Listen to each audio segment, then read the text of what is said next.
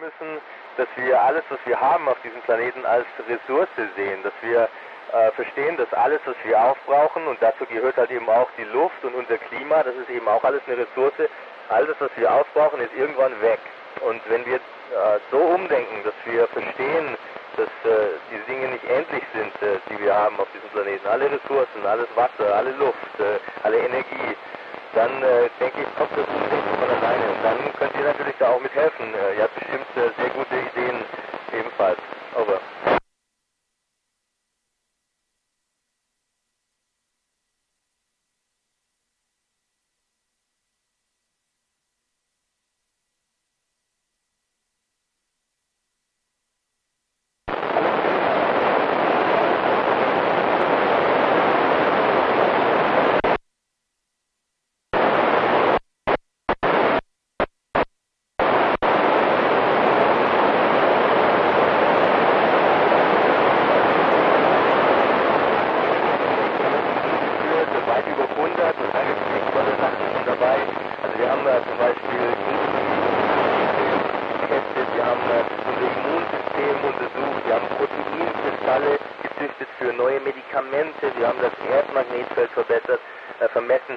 Wir haben quantenmechanische Versuche durchgeführt, die vielleicht irgendwann mal zu einem Quantencomputer führen, und da gibt es eine ganz lange Liste.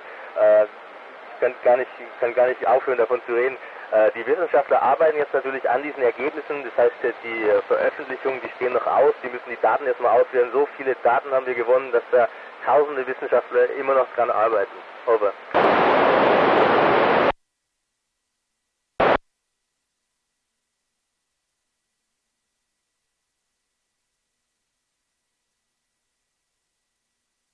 Ja, die Antwort ist eigentlich ganz einfach.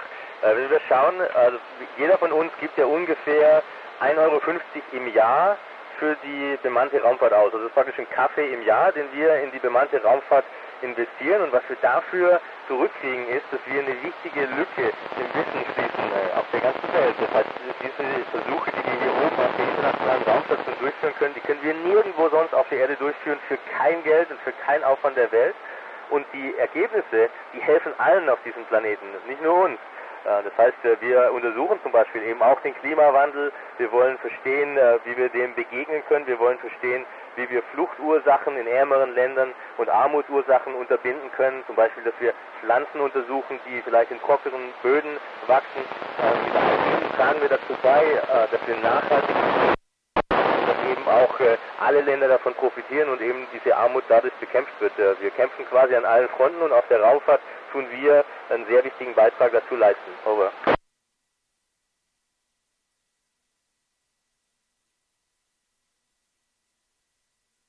Ich glaube, Sam und Lorena, ist, dass ich am Anfang, als ich hier hochgeflogen bin, immer gedacht habe, ja, der Weltraum ist ein ganz besonderer Ort. Und jetzt, wo ich hier oben bin, habe ich kapiert, dass nicht der Weltraum der besondere Ort ist, sondern unser Planet da unten. Und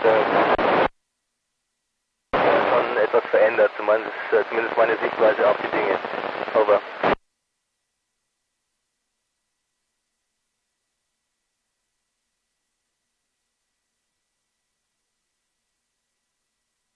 Ja, Nicola, tatsächlich, ich habe morgen eine kleine Ernte von Pflanzen hier auf dem Programm. Wir züchten Pflanzen, zum einen, um zu verstehen, wenn wir zum Mars fliegen, wie können wir dann unseren Salat selbst mitbringen und züchten, Grünes für uns. Und zum anderen eben auch, ich habe es gerade schon gesagt, dass wir Pflanzen versuchen besser zu verstehen.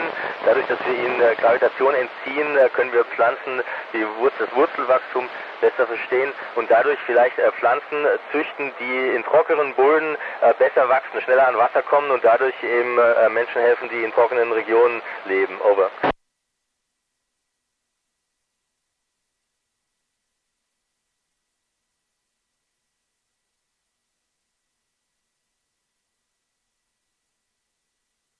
Ja, das ist ein interessantes Projekt. Also ich habe tatsächlich gestern das zugehörige Lebenserhaltungssystem zusammengebaut, das Life Support Rack, das ja in Deutschland auch mitgebaut wurde. Und da kommt der Photobioreaktor rein. Das ist wirklich ein Problem, das wir lösen müssen, wenn wir weiter in den Weltraum rausfliegen, dass wir praktisch ja, unsere Atmosphäre erneuern, dass wir mit den Ressourcen auskommen, die wir haben. Das ist auch ein wichtiges Problem für die Erde und deswegen haben wir da sehr viel Nutzen davon, dass wir das jetzt erforschen. Wir sind noch nicht ganz am Ziel, aber mit diesem neuen Reaktor kommen wir dem Ziel ein ganzes Stück näher. Over.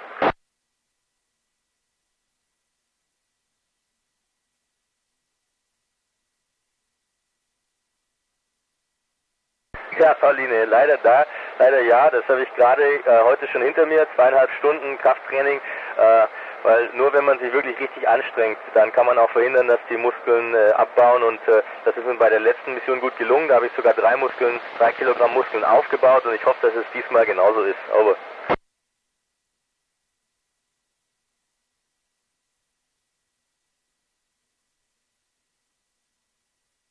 Ja, Milli, wenn wirklich was richtig schief läuft und wir nach Hause fliegen müssen, können wir die ISS innerhalb von ein paar Minuten verlassen. Dann sind wir in unserem Rettungsraumschiff, der Soyuz.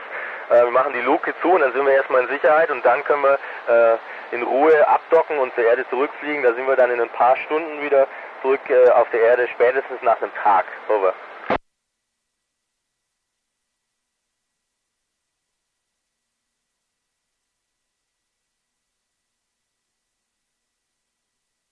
Ja, zum Glück ist es noch nicht passiert, dass wirklich jemand so krank wurde, dass es lebensbedrohlich wurde, dass wir nach Hause mussten. Kleinere Sachen können natürlich immer wieder vorkommen. In natürlich 20 Jahren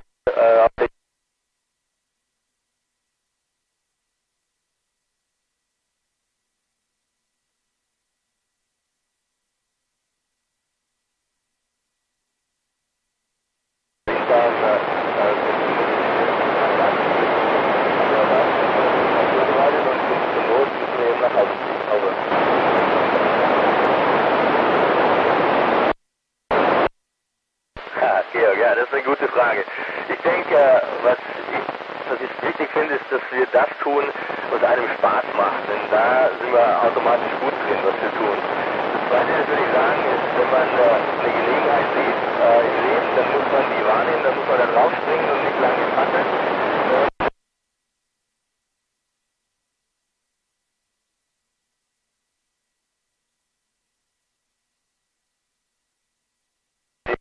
Ihr müsst sicherstellen, dass ihr denen auch eine Chance gibt. Over.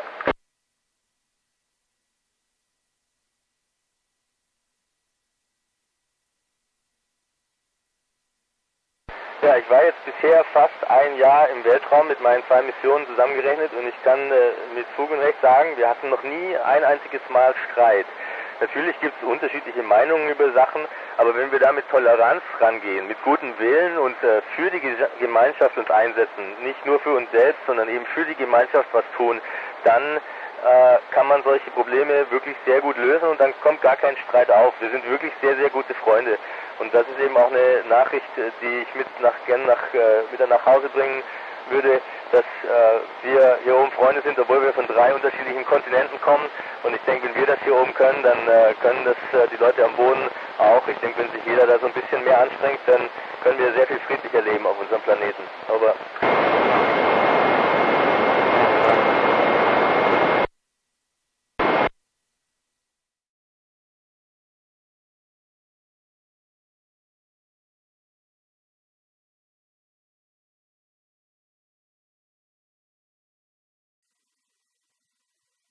Oscar November 4, November Oscar Kilo from Oscar Romeo 4, India Sierra Sierra, how copy, over.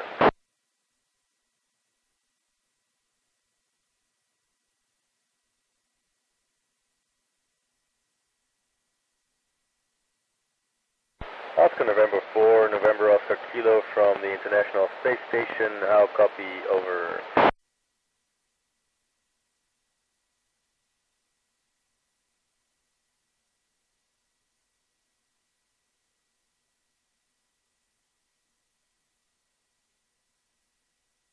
Oscar November 4, November Oscar Kilo from the International Space Station, how copy, over.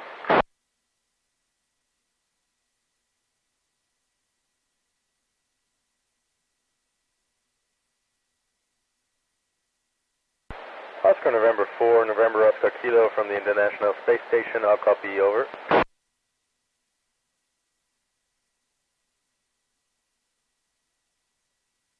I've got you loud and clear. Hello, Belgium. Glad to talk to you through such a direct line, and welcome for the first question. Over.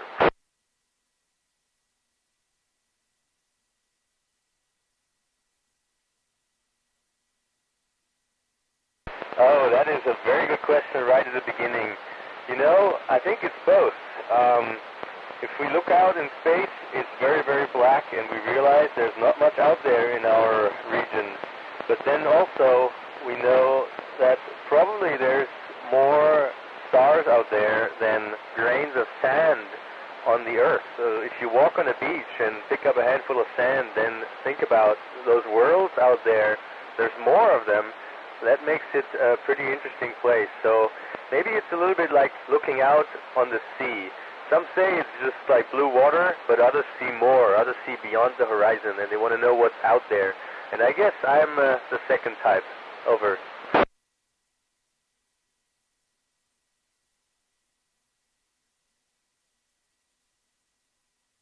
Hey, Xander, yes, I can, but I think you might be disappointed by the answer because weightlessness is very, very normal after a while. So if you were up here with me, we would be talking just floating in weightlessness, but we wouldn't think anything about it because we get used to it so quickly. The human body is amazing in how it adapts to things. So some things are harder than in weightlessness because everything wants to float away, so my pens and my spoons always want to float away. But also, on the other hand, you can carry heavy things without any effort with one finger, and that makes it very convenient. Also.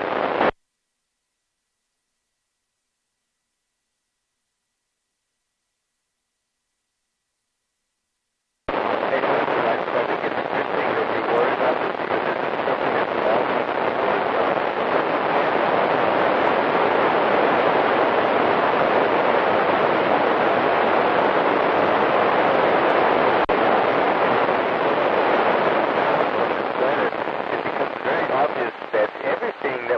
Down there is a resource that is finite, that has an end. It's not endless, right?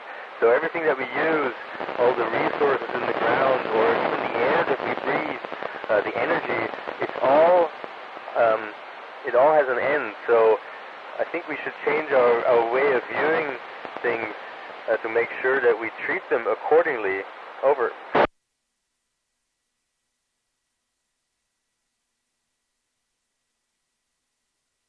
Hey, Cass. Oh, I had a lot of children's dreams. So one of them was floating to space, but I had a few other things that I wanted to try. Also, I wanted to be a scientist. I also wanted to be a firefighter. So I tried the various things, and in the end, I became an astronaut. But I think it's not so important to become what we wanted to be as a child, because sometimes those things change. I think it's important that every decision that we take in life, we do it in a way that we do what the things we like, and that makes also that we're good at those things. And if we have opportunities, that we take advantage of them. So if something comes your way that you like to do and you think you would be good at it, well, give it a try and don't give up. Over.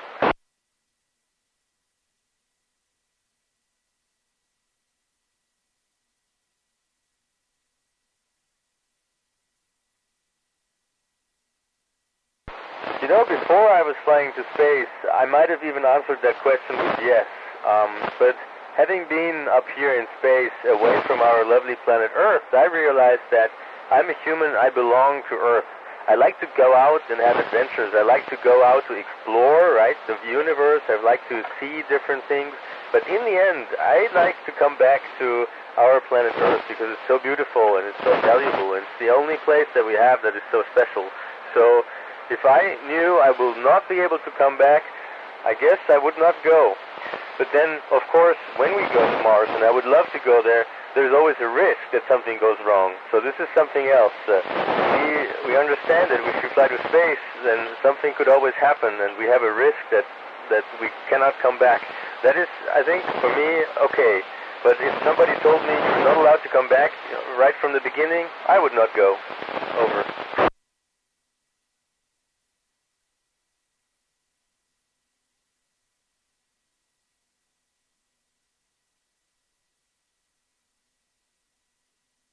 Yeah, okay. Unfortunately not the real expert on music matters, but my colleagues up here, Sergei, he has a guitar and he's really good at playing the guitar in the inside of the space station.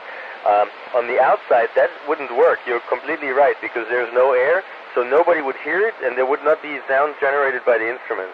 So music is unfortunately limited to the inside of the space station. Over.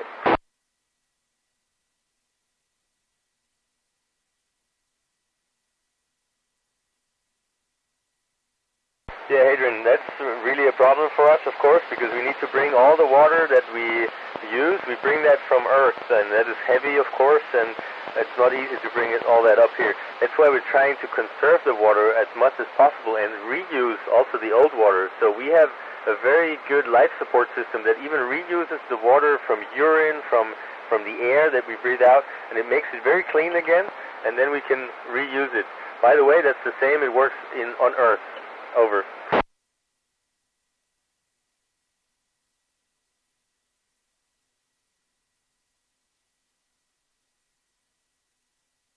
Hey, Lauren.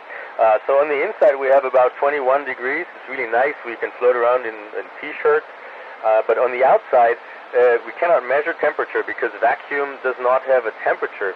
We can just measure the surface temperature of the space station, and that varies. If it's in the sun, it's about plus 130 Celsius, so more hot than boiling water. And if it's in the shade, it can cool down to minus 130, so it's very, very cold. And every time we fly around the Earth, that changes, of course. Over.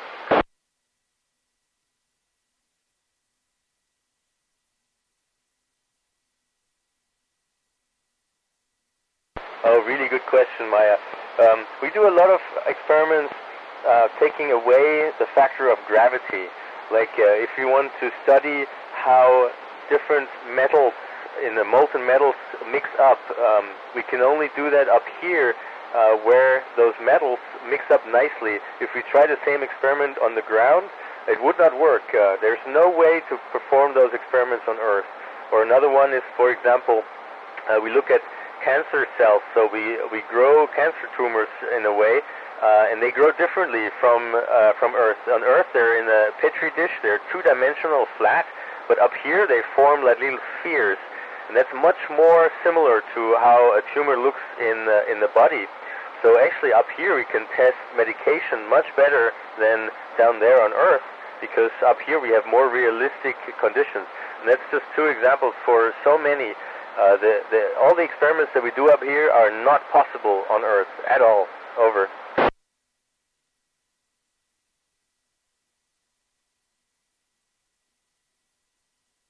Oh, that's a difficult question. I don't know which one. We did so many. I mean, we have more than 100 already. I think one of the ones that I'm most impressed of is one where we can look into live cells. We have a microscope where we look into the cells and what they're doing while they work. Also, of course, many experiments we are giving data. We are the experiment subjects, meaning like we look at our immune system, we take our own blood and investigate it, and that way we help people on Earth who have illnesses, different illnesses on Earth, and that way we can contribute to helping a lot of people down there on Earth, and those are usually the ones I like most. Over.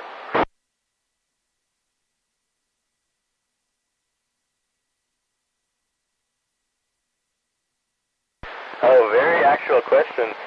Just yesterday, I assembled a new life support system that we flew that was built in Europe, and that is a new system that can produce oxygen from water, and it can reclaim water from the space station atmosphere, make